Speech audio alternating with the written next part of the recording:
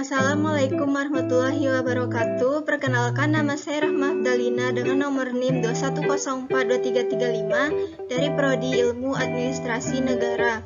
Pada video kali ini, saya akan mempresentasikan materi saya yang berjudul SIM dan Konsep Competitive Advantage. Materi yang pertama yaitu panduan umum untuk desain organisasi. Apabila organisasi menghasilkan produk yang standar atau menyediakan pelayanan yang terstandarkan, di mana produk atau layanan jarang berubah dan hanya perlu konsisten, dan organisasi harus menghasilkan dalam jumlah besar atau memenuhi banyak pelanggan yang memiliki kebutuhan yang sama, maka desain organisasi yang sentralistis, terstandarkan, dan formalistis merupakan pilihan yang lebih efektif, karena dengan demikian ada kontrol yang lebih besar terhadap produk dan layanan. Jika organisasi memberikan pelayanan yang bersifat lebih individualis atau produk berdasarkan kebutuhan individual, maka desain organisasi desentralistis, mutual adjustment, dan struktur yang informal barangkali menjadi pilihan yang tepat, karena organisasi harus lebih fleksibel dalam menilai dan merespon kebutuhan pelanggan. Terkadang desain organisasi yang hybrid pun perlu diperlukan. Perbandingan informasi pada web organisasi publik dan organisasi privat. Pada organisasi publik, sumber pendanaan dan wewenang diperoleh melalui lingkungan otorisasi. Proses penciptaan nilai dalam organisasi publik melalui proses birokratis. Tujuan yang dilayaninya adalah citizen dan memiliki fungsi atau departemen publik seperti bagian kependudukan, bagian keuangan negara, bagian sistem informasi pusat pelayanan publik, dan bagian informasi kepegawaian. Sedangkan pada organisasi privat, proses penciptaan nilai dalam organisasi privat menitik beratkan proses pengambilan keputusan pada naik turunnya permintaan pasar. Tujuan yang dilayani adalah pelanggan dan memiliki fungsi atau departemen bisnis seperti departemen produksi, departemen pemasaran, dan lainnya.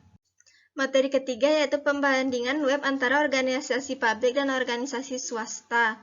Organisasi publik bahwa negara wajib mengelola sumber daya yang dimiliki dan mengalokasikan dalam bentuk pelayanan publik dan subsidi kepada rakyat demi kesejahteraannya.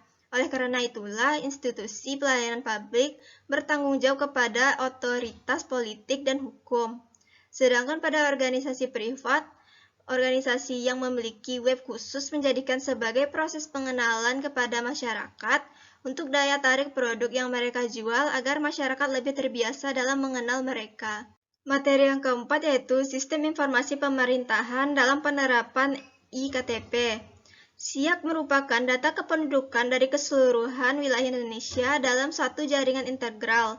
Di dalamnya, semua data kependudukan di daerah-daerah saling terkoneksi, mulai dari tingkat desa, kelurahan, hingga kabupaten dan provinsi. Dengan SIAK, data kependudukan dari Sabang hingga Merauke bisa dilihat dan dimonitor dari pusat. Pemanfaatan SIAK tidak hanya dimonopoli oleh Kementerian Dalam Negeri. Seluruh kementerian yang berhubungan dengan data kependudukan bakal dapat memanfaatkannya. Pemalsuan KTP juga bisa dihindarkan. Jika terjadi kehilangan kartu, maka orang yang menemukan kartu iKTP milik orang lain tidak akan dapat menggunakannya karena akan dicek kesamaan biometriknya. Materi yang kelima yaitu sistem informasi kesehatan dalam kesehatan. SIM kesehatan merupakan sebuah sistem mesin pemakai yang terintegrasi yang menyediakan informasi untuk menunjang operasi manajemen dan fungsi-fungsi pengambilan keputusan di dalam sebuah organisasi. Keunggulan penggunaan SIM dalam kesehatan yang pertama, dapat memantau perkembangan tempat pelayanan kesehatan terutama rumah sakit secara akurat dan tepat. Yang kedua, dapat meningkatkan pelayanan di bidang kesehatan kepada masyarakat. Yang ketiga, dapat menyimpan database tempat pelayanan kesehatan terutama rumah sakit, mulai dari pasien, karyawan yang terdiri dari data rumah sakit, data administrasi, data aset rumah sakit, dan lain-lain.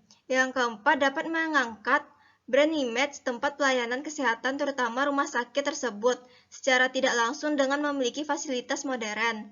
Yang kelima, dapat mengurangi beban kerja subbagian reka medis dalam menangani berkas reka medis, mulai dari subbagian yang paling direpotkan yaitu coding, indexing, filling, dan lain-lain. Prinsip umum dalam penyempurnaan sistem informasi kesehatan online. Yang pertama, sistem informasi kesehatan online bagian integral dari sistem kesehatan. Yang kedua, setiap data atau informasi yang dikumpulkan harus jelas kegunaannya. Yang ketiga, setiap perubahan dalam pencatatan dan pelaporan harus dikaitkan dengan peningkatan upaya pelayanan kesehatan dan tidak menghilangkan informasi yang penting. Yang keempat, desain sistem informasi kesehatan online harus disesuaikan dengan kemampuan manajerial unit pelaksana. Yang kelima, tidak terjadi duplikasi data. Dan yang keenam, kemampuan menggunakan alternatif sumber data lain, misalnya hasil survei, sensus, dan sumber data sekunder lainnya. Materi yang keenam yaitu sistem informasi manajemen dalam pariwisata.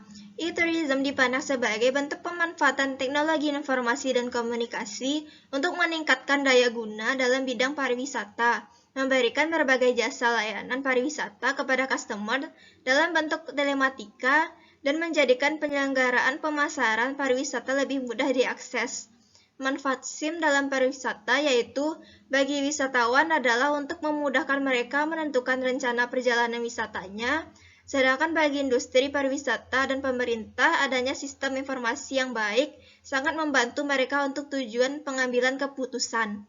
Beberapa hal dari pemanfaatan internet untuk pariwisata. Yang pertama, komunikasi tidak mengenal batas ruang dan waktu. Misalnya, orang Amerika yang ingin mencari informasi objek wisata dan akomodasi di suatu daerah tertentu di Indonesia.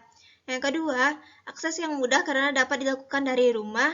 Yang ketiga, menyediakan informasi sedetail mungkin seperti harga, lokasi, informasi sekitar, cuaca, atraksi, event, secara interaktif dan up-to-date. Yang keempat, jangkauan yang sangat luas ke seluruh dunia dan murah. Yang kelima, melawan bad publicity tentang Indonesia. Misalnya, Indonesia dianggap tempat teroris dan kerusuhan sehingga orang takut berkunjung. Yang keenam, menambah kredibilitas suatu organisasi karena memiliki email dan website. Yang ketujuh, kehadiran internet terutama tersedianya website atau portal pariwisata yang handal, lengkap dan interaktif tentu sangat mendukung promosi tujuan wisata yang ada di suatu daerah. Materi yang ketujuh yaitu penerapan SIM dalam pelayanan perizinan terpadu di pemerintah daerah.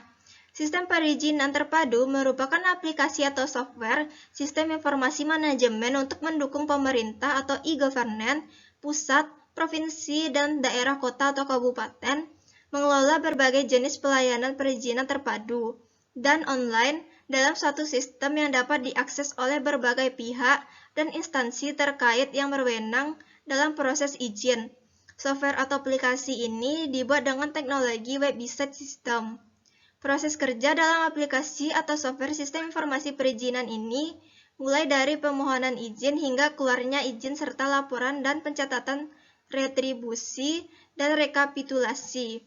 Software atau aplikasi ini fleksibel, digunakan sebagai sistem informasi manajemen perizinan untuk model perizinan terpadu satu pintu, satu atap maupun terdistribusi, serta dapat digunakan untuk perizinan PMA atau PMDN maupun perizinan non-PMA atau PMDN. Materi yang terakhir yaitu penerapan SIM dalam dunia pendidikan pada perguruan tinggi. Sistem informasi akademik sangat membantu dalam pengelolaan data nilai mahasiswa, mata kuliah, data staf pengajar, serta administrasi fakultas atau jurusan yang sifatnya masih manual untuk dikerjakan dengan bantuan software agar mampu mengefektifkan waktu dan menekankan biaya operasional. Sistem informasi akademik memberikan kemudahan dalam mengelola data dosen, data mahasiswa, data mata kuliah, dan data nilai mahasiswa. Baiklah, sekian hasil presentasi saya mengenai materi SIM dan konsep competitive advantage. Mohon maaf apabila ada kesalahan kata. Wabillahi taufiq wal hidayah. Assalamualaikum warahmatullahi wabarakatuh.